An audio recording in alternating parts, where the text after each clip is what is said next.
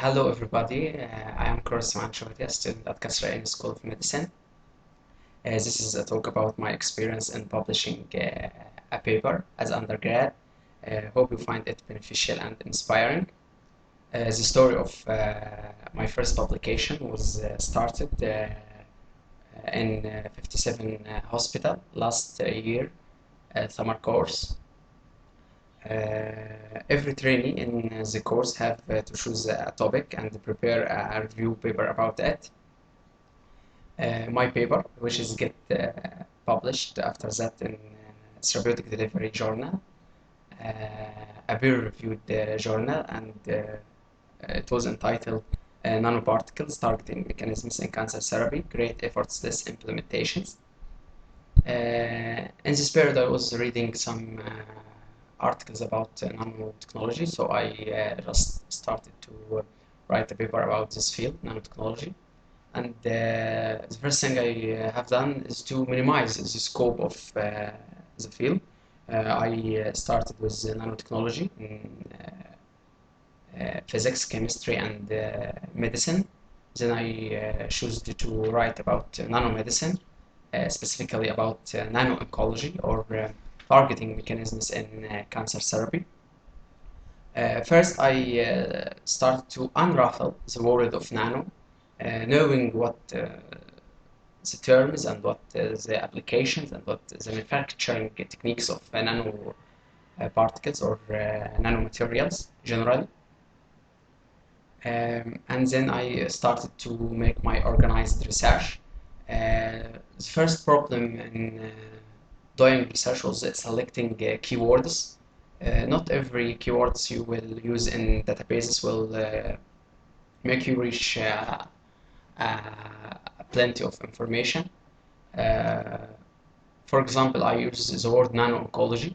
The word nano-oncology itself was a recent term, so when I search about it in any database, the results will be very narrow because it is a recent term and the mesh terms not identify it. The mesh terms is like when you write the word cancer in research, the database will identify any word equivalent to cancer and gather it and to appear in the result, like cancer and neoplasms and oncology and so on. So instead of using the recent term nano-oncology, I use old terms like nanoparticles, cancer, or tumors. The purpose of my study was about criticism the methodology used in this field, because I found out that the clinical results are not encouraging.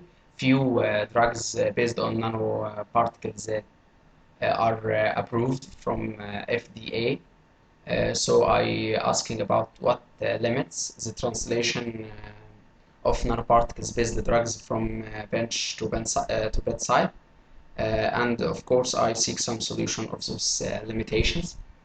After I have finished gathering and collecting the data and organizing the limitations and the solutions, I started in writing the manuscript.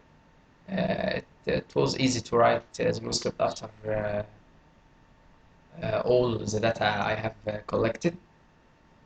And very important advice is to take care about the flow and the structure of manuscript, because the flow and the structure of manuscript matters more than single statements and items.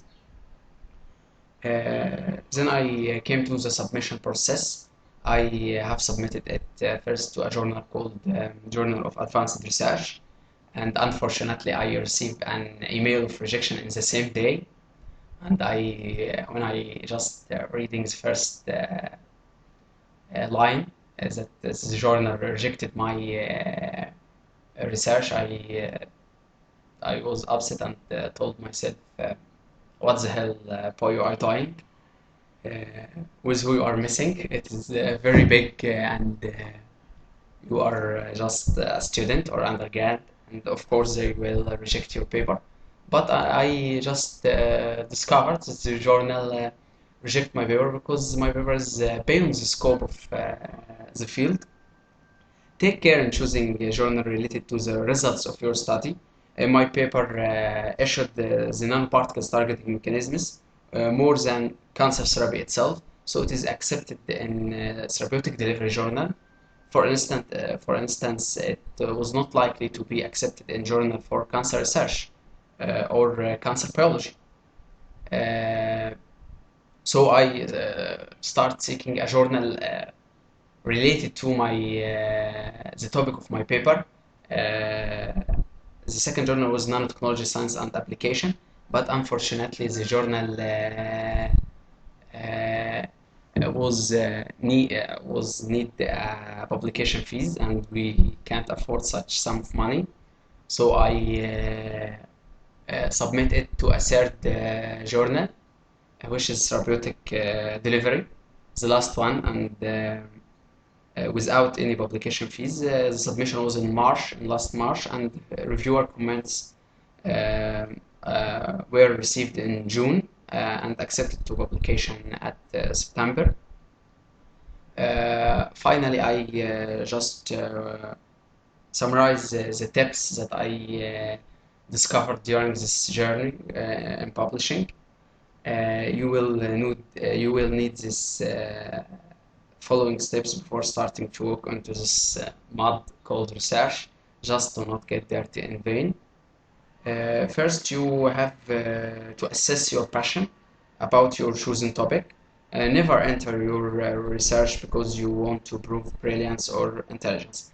You have to have some passion and enthusiasm about making a research.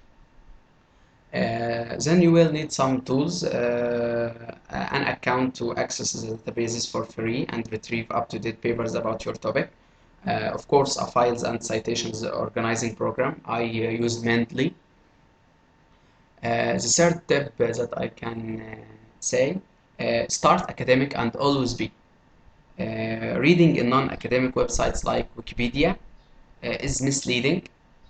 You can underestimate the difficulty of the topic, and that will give you false impression about your potentials and what you can actually introduce originally in that topic. You may enter some non-academic websites like Wikipedia, but later in the research, not in the early step of taking the decision about your topic. The idea of good research usually starts from I don't agree. If you just feel that you are agree, simply who cares about your agreement? Fifth step is be crazy as possible as you can be rational. A good researcher need to be crazy sometimes in his criticism or when he neglect studies or just choosing the study and neglect another. And the statement that you will hear in 57 hospital summer course, everyone in this course was repeating the same statement, which is trust yourself, everyone can publish. And from this statement I get my most inspiration and started to publish my paper. Lastly, I have to confess that I have received great help in preparing this paper from Dr. Ahmed Samir, head of research department at 57 Hospital. He is very kind and provide me all the help I need. And of course, I received help from my friend Osama Khalil, a PhD student at Ohio State University. Hope you all could publish. Thank you, everyone.